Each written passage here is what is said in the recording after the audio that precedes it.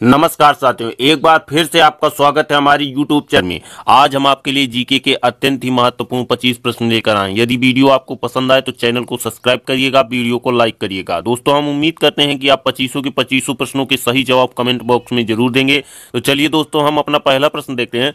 हमारा पहला प्रश्न है कि चाय तथा कॉफी दोनों कहाँ उगाई जाती है। बताइए यदि आपको इसका आंसर चाय तथा कॉफी। जी हाँ दोस्तों, चाय तथा कॉफी दोनों कहाँ उगाई जाती है। बेहद ही इंपॉर्टेंट प्रश्न है, कई बार एग्जाम में यह प्रश्न पूछा जा चुका है। बताइए यदि आपको इसका आंसर मालूम है। उत्तर पश्चिम भारत में, पूर्वी भारत में, मध्य भारत में या दक्षिणी भारत में।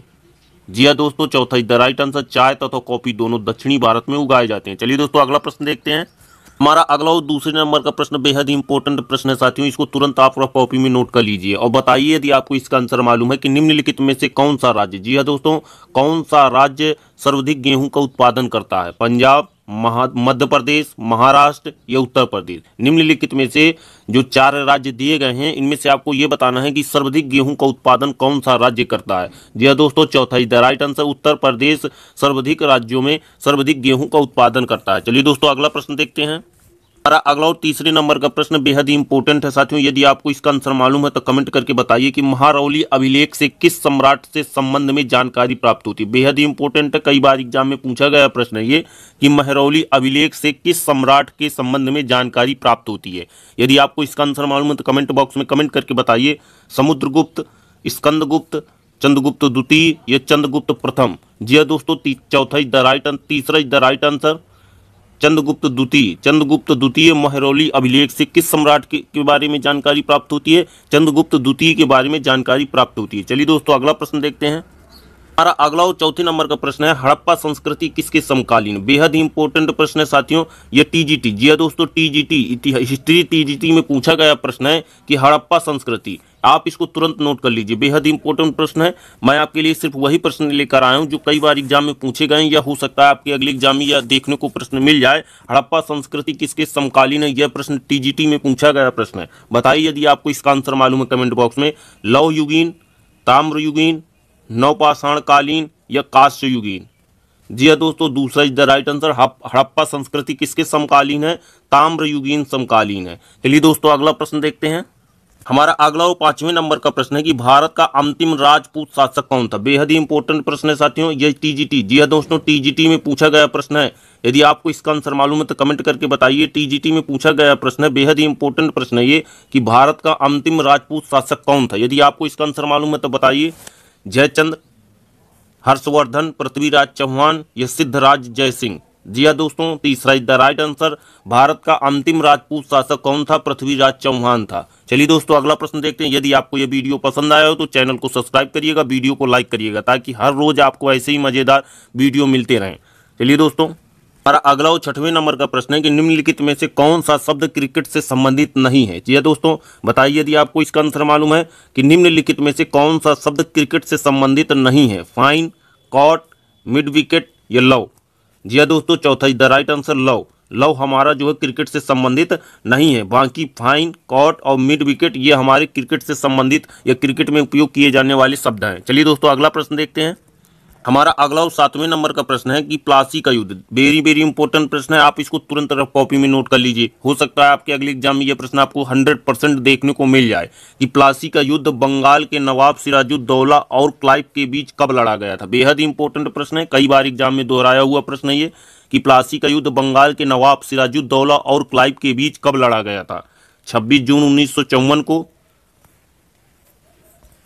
28 जून 1959 को, 1759 को, 25 जून 1756 को या 23 जून 1757 को। बताइए दोस्तों यदि आपको इसका आंसर मालूम है।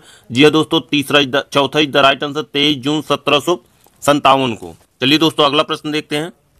हमारा अगला और 8वें नंबर का प्रश्न बेहद ही इंपॉर्टेंट है साथियों, इसको आप तुरंत कॉपी में नोट कर लीजिए। 100% आपको यह एग्जाम में देखने को मिलेगा प्रश्न कि मुस्लिम लीग ने किस दिन को सीधी कार्यवाही दिवस के रूप में चुना था। बताइए यदि आपको इसका आंसर मालूम है कमेंट बॉक्स में। आप लोगों को कई ऐसे प्रश्न होंगे जिनके आपको 100% जवाब मालूम है, लेकिन फिर भी आप लोग कमेंट नहीं करते हैं।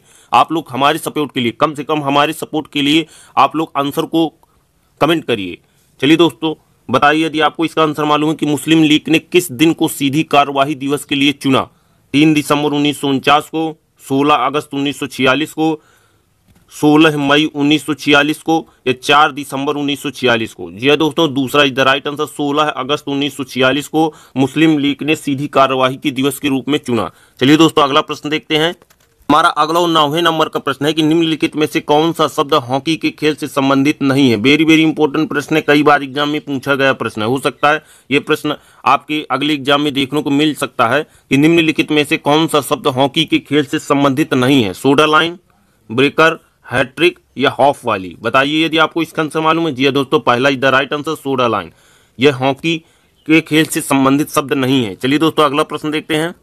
अगला 10वें नंबर का प्रश्न, यह भी प्रश्न बेहद ही इंपॉर्टेंट है, आप पहले ही इसको तुरंत रफ कॉपी में नोट कर लीजिए। वेरी वेरी इंपॉर्टेंट प्रश्न है, हो सकता है आपके अगले एग्जाम में यह प्रश्न देखने को मिल जाए, क्योंकि यह प्रश्न कई बार एग्जाम में दोहराया हुआ प्रश्न है कि वह घटना कौन सी थी जिसके बाद महात्मा गांधी ने असहयोग आंदोलन प्रारंभ किया? बताइए यदि आपको इसका आंसर मालूम है।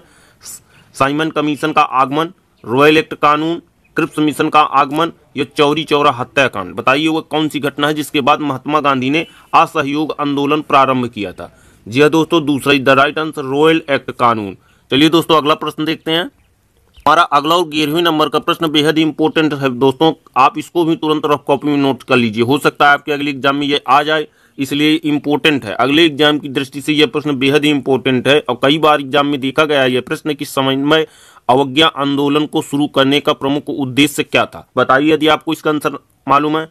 सांप्रदायिक दंगे रोकना, भारत के लिए पूर्ण स्वाधीनता प्राप्त करना, भारत के लिए प्रजातांत्रिक संस्थाओं की स्थापना करना या सरकारी सेवाओं में अधिक प्रतिनिधित्व प्राप्त करना? बताइए कि समन्वय अवज्ञा आंदोलन को शुरू करने का प्रमुख उद्देश्य क्या था? जी हाँ दोस्तों, दूसरा is the right answer, Bharat के लिए पूर्ण स्वाधीनता प्राप्त करना समज्ञा आंदोलन का प्रमुख उद्देश्य था। चलिए दोस्तों अगला प्रश्न देखते हैं।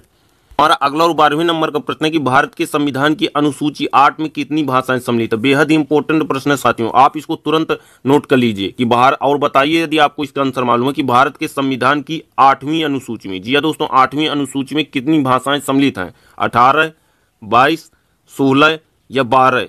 जी हाँ दोस्तों, दूसरा इज द राइट आंसर, 22 भाषाएं सम्मिलित हैं। चलिए दोस्तों अगला प्रश्न देखते हैं। हमारा अगला और 13वें नंबर का प्रश्न बेहद ही इंपॉर्टेंट प्रश्न है कि किस संशोधन द्वारा संपत्ति को मूल अधिकार के बजाय विधिक का अधिकार बना दिया गया? जी हाँ दोस्तों, बेहद ही इंपॉर्टेंट प्रश्न है, कई बार एग्जाम में पूछा गया प्रश्न है, संविधान से रिलेटेड प्रश्न है कि किस संशोधन के द्वारा संपत्ति के अधिकार को मूल अधिकार के बजाय कानूनी अधिकार, विधि का अर्थ होता है कानूनी, जी हाँ दोस्तों कानूनी, तो किस संशोधन के द्वारा जो संपत्ति का मूल अधिकार था, भाई पहले मूल अधिकार में संपत्ति का जो अधिकार होता है वो मूल अधिकार में जोड़ा जाता था, लेकिन उसको मूल अधिकार से हटा दिया गया है। अब बताइए कि किस संशोधन के द्वारा संपत्ति को मूल अधिकार के बजाय कानूनी अधिकार बना दिया गया है? 28वें, 42वें, 40वें या 44वें संशोधन द्वारा? जी हाँ दोस्तों, चौथा इज द राइट आंसर। यदि आपको इसका आंसर मालूम है तो कमेंट करके बताइए। जी हाँ दोस्तों, 44वें संशोधन द्वारा संपत्ति के अधिकार को मूल अधिकार की बजाय विधिक अधिकार यानी न्याय अधिकार में बदल दिया गया है। चलिए दोस्तों अगला प्रश्न देखते हैं, न्याय या कानूनी अधिकार में बदल दिया गया है। हमारा अगला 14वें नंबर का प्रश्न है कि फुटबॉल कप, जी हाँ दोस्तों, फुटबॉल कप, विश्व कप फुटबॉल, जी हाँ दोस्तों, विश्व कप फुटबॉल 2006 का उपविजेता कौन था? बताइए, बेहद ही इंपॉर्टेंट प्रश्न है, कई बार एग्जाम में यह पूछा गया प्रश्न, हो सकता है आपके अगले एग्जाम में यह प्रश्न देखने को मिल जाए कि विश्व कप फुटबॉल 2006 का उपविजेता कौन सा देश रहा है? ब्राजील, जर्मनी, फ्रांस या इटली? जी हाँ दोस्तों, तीसरा इज द राइट आंसर, विश्व कप फुटबॉल 2006 का उपविजेता फ्रांस रहा है। चलिए दोस्तों अगला प्रश्न देखते हैं।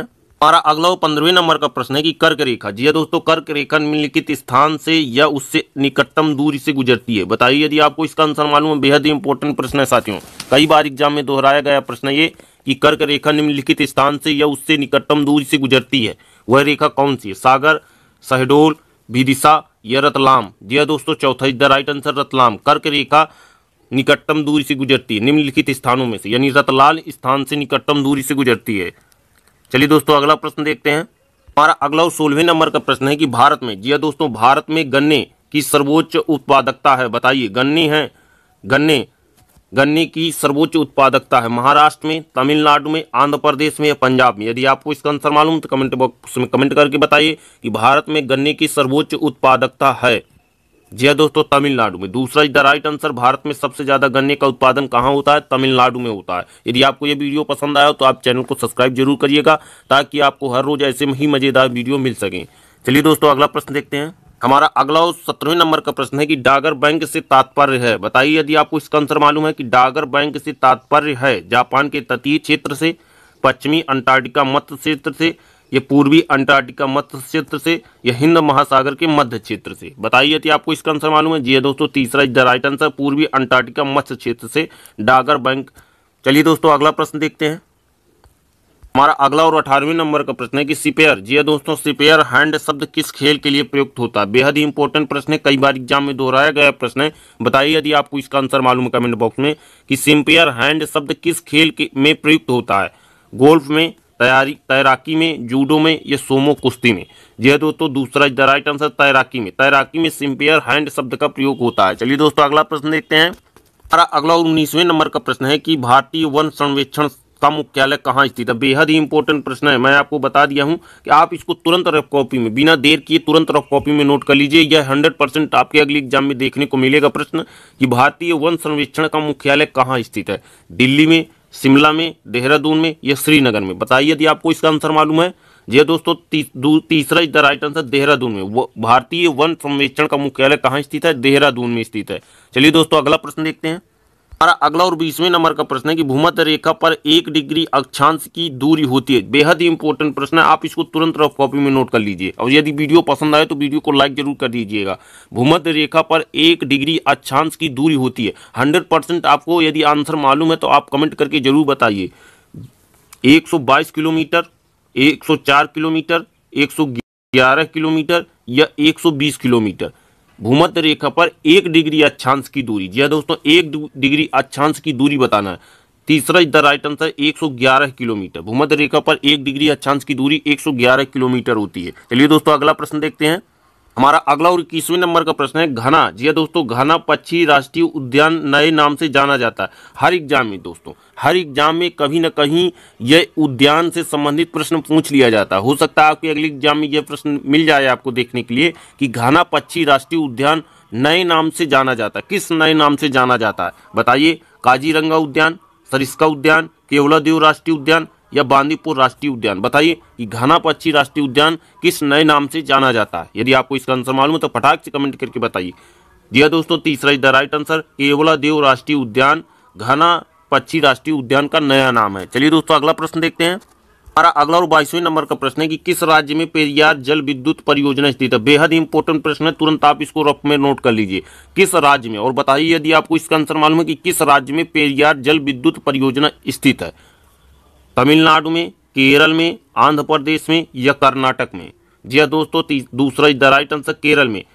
केरल में पेरियार जल विद्युत परियोजना स्थित है। चलिए दोस्तों अगला प्रश्न देखते हैं। हमारा अगला और 23वें नंबर का प्रश्न है कि भारत की पहली मानव विकास रिपोर्ट कब जारी की गई थी। बेहद ही इंपॉर्टेंट प्रश्न है, वेरी इंपॉर्टेंट प्रश्न है साथियों। आप इसको तुरंत बिना देर किए रफ कॉपी में नोट कर लीजिए और बताइए यदि आपको इसका आंसर मालूम है कि भारत की पहली मानव विकास रिपोर्ट, जी दोस्तों, पहली मानव विकास रिपोर्ट कब जारी की गई थी। मार्च 2000 में, अप्रैल 2002 में, जून 2002 में, या अप्रैल 2001 में। जी हाँ दोस्तों, दूसरा इज द राइट आंसर, अप्रैल 2002 में भारत की पहली मानव विकास रिपोर्ट जारी की गई थी। चलिए दोस्तों अगला प्रश्न देखते हैं। हमारा अगला 24वें नंबर का प्रश्न है कि खजुराहो के मंदिर किस वंश के राजाओं ने बनवाए थे। बेहद इंपॉर्टेंट प्रश्न है, 100% एग्जाम में पूछा गया प्रश्न है ये कि खजुराहो के मंदिर। जी हाँ दोस्तों, खजुराहो का मंदिर बहुत ज्यादा प्रसिद्ध है, उससे अधिकतर प्रश्न बनते रहते हैं और यह प्रश्न बना है हमारा टीजीटी में। जी हाँ दोस्तों, टीजीटी में पूछा गया प्रश्न है कि खजुराहो के मंदिर के किस वंश के राजाओं ने बनवाए थे। परमाल,